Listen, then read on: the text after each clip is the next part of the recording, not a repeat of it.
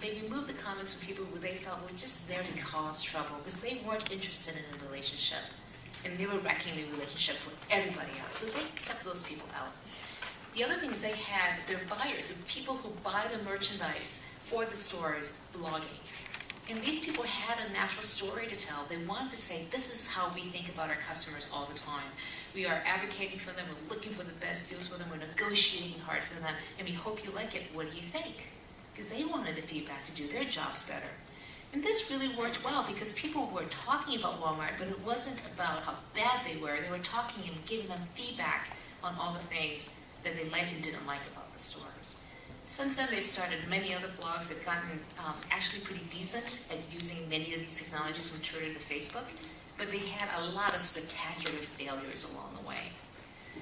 And the reason I tell the story is that for all of you who believe in this, to our core, we believe in this, and yet there were these other people on the other side who are trying to convince so hard, if they could only see the light, all they see is the failure.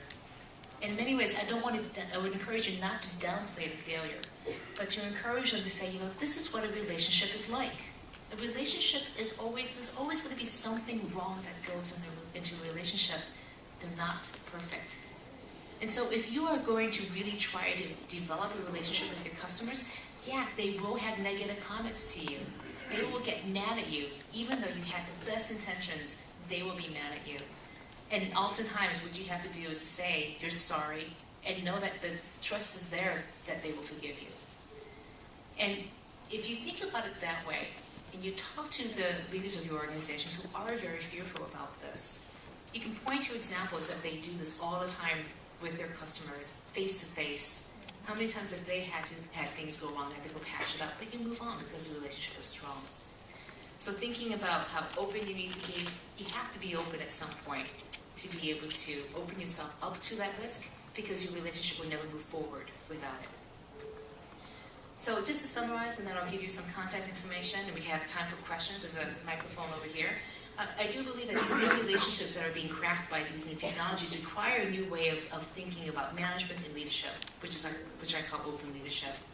And inside of your organizations, it's really important to find and support these open leaders and helping them let go and being able to have them help the people in leadership positions to let go will actually yield you more results than being closed. It takes a lot of work. Being open takes a lot of work, effort, planning, discipline, strategy, than being closed and not being engaged. But I think the results will be tremendous for all that effort.